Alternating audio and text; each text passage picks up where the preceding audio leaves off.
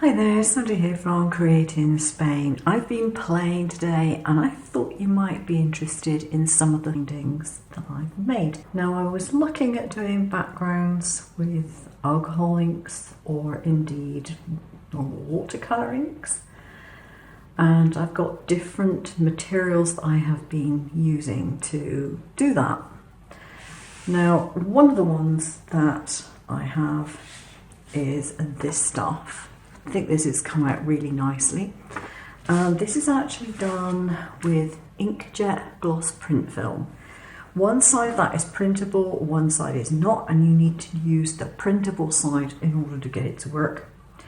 And this was done the standard way, using alcohol blending solution, putting on drops of ink, smushing it around a bit, and then allowing it to dry. If you want to use some form of pushing the ink around, you can if you have one. If you've got a soft bottle like that, you can actually hold it and puff air like that, and that will move ink around, preferably with a slightly smaller hole than that one.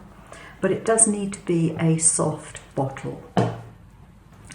If you don't have that, you might have something like a puff designed for cleaning camera lenses. Those have got a little air puffer in as well. Other than that, you can use a hairdryer if you use it from a far enough distance and you don't put it on too hot. You can also use things like this, which are silicone tools, to move the ink around before you allow it to dry. So that is pretty standard. That particular paper is probably the closest to Yupo without buying Yupo.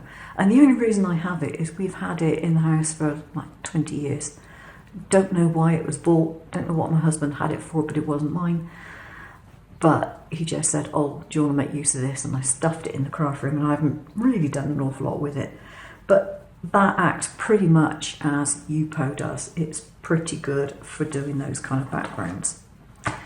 Now the other thing I have lots of is glossy photo cards. Someone gave me a whole bunch of this stuff, so I've got lots of it.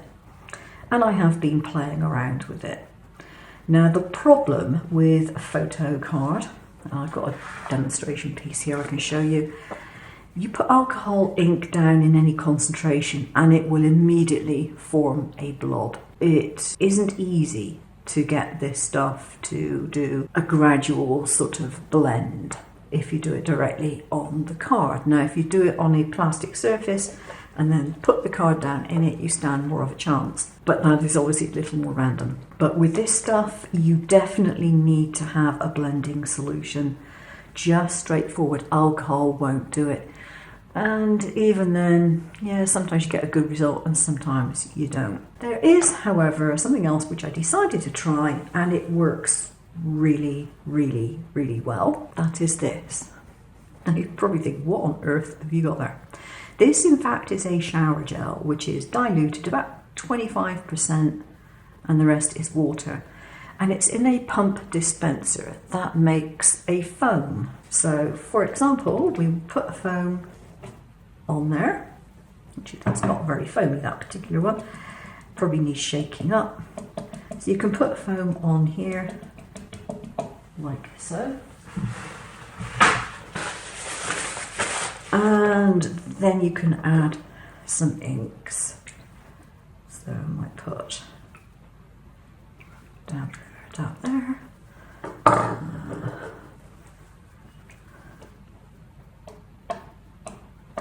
Maybe a bit of green.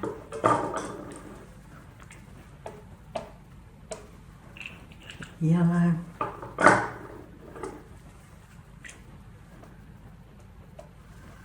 Basically anything. And then what I do is I come in and I move it around a bit with the silicone. Now the thing with the silicone tools is they don't absorb the paint, so you're not wasting ink and paint on them, which is quite good. They're easy to clean off, you don't have to worry about it.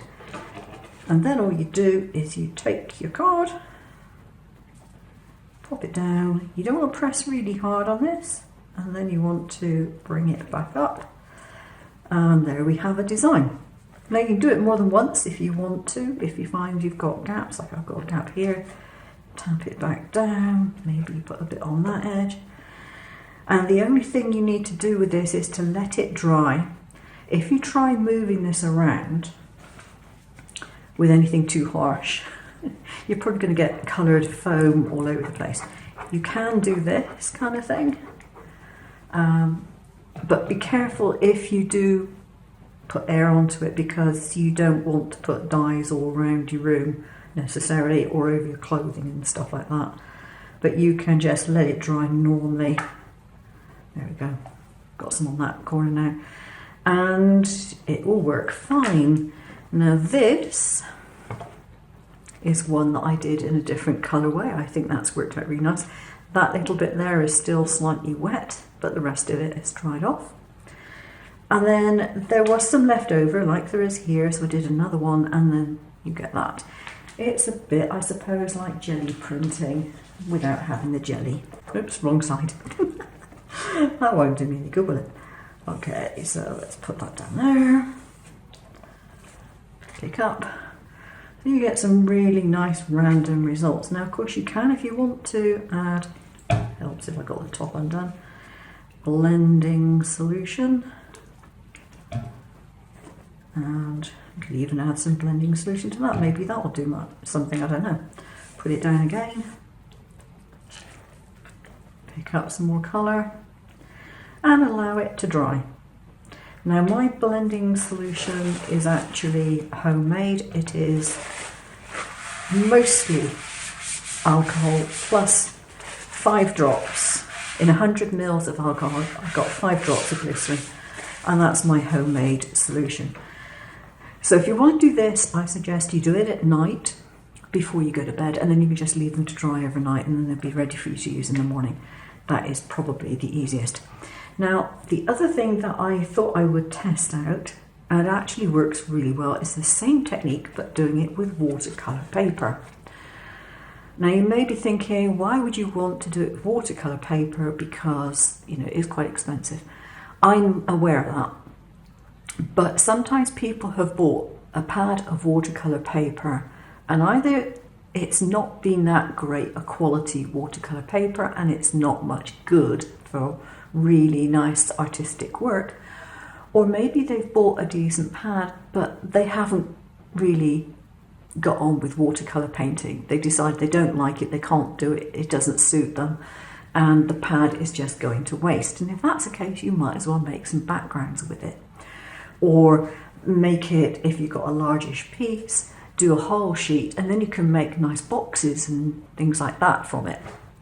But this particular one was just a test, and it's come out really well. Exactly the same technique. Foam, ink, smush it around, paper face down, and so you get a really nice result.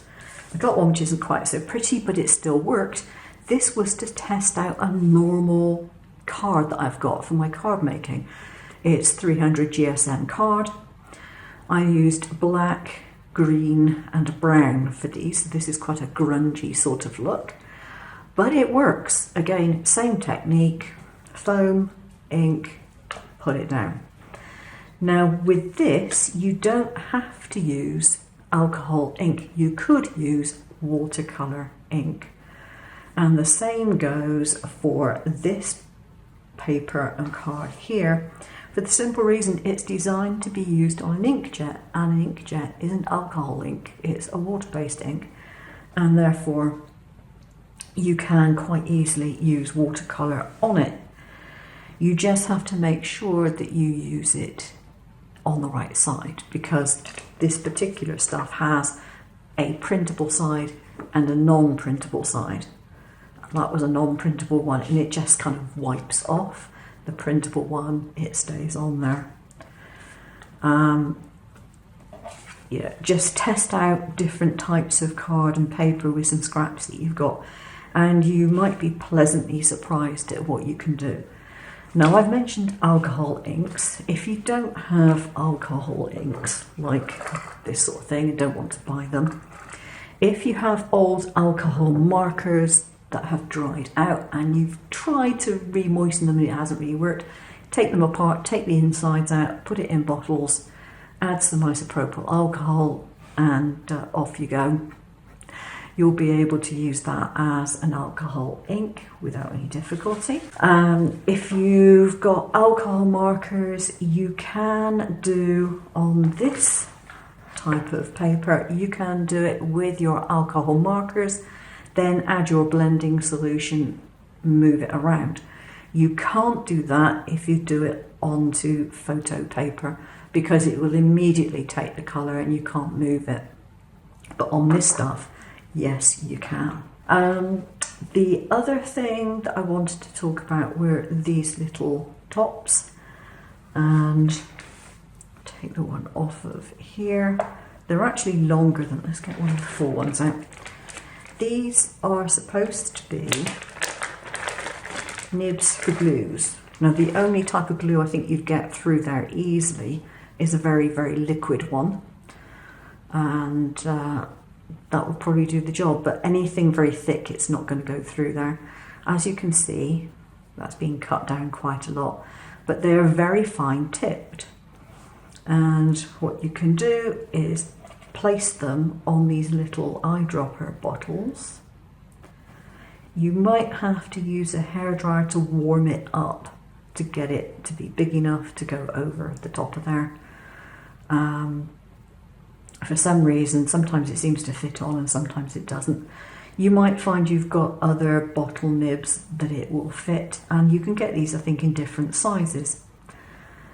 But they are handy in that they are disposable. If you've got glues that tend to bung up nibs and things, if you can find this sort of thing to fit, that's a much better way of trying to get your glue to dispense.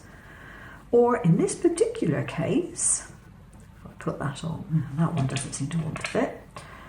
It's the same size. That one goes on. In this particular case, I've got some fine glitter in there, so I can actually, oops, it would help if it stayed on, wouldn't it? Was doing that earlier. You can actually use it to sprinkle glitter in a very fine way. If I press that harder, I will get a lot more out, but it will stop it from going out in great clumps. And if you want to put glitter into resins or onto your paintings, pictures, that might be one way that you could do it. Okay, that is it. Hope you found that useful. I will see you again sometime.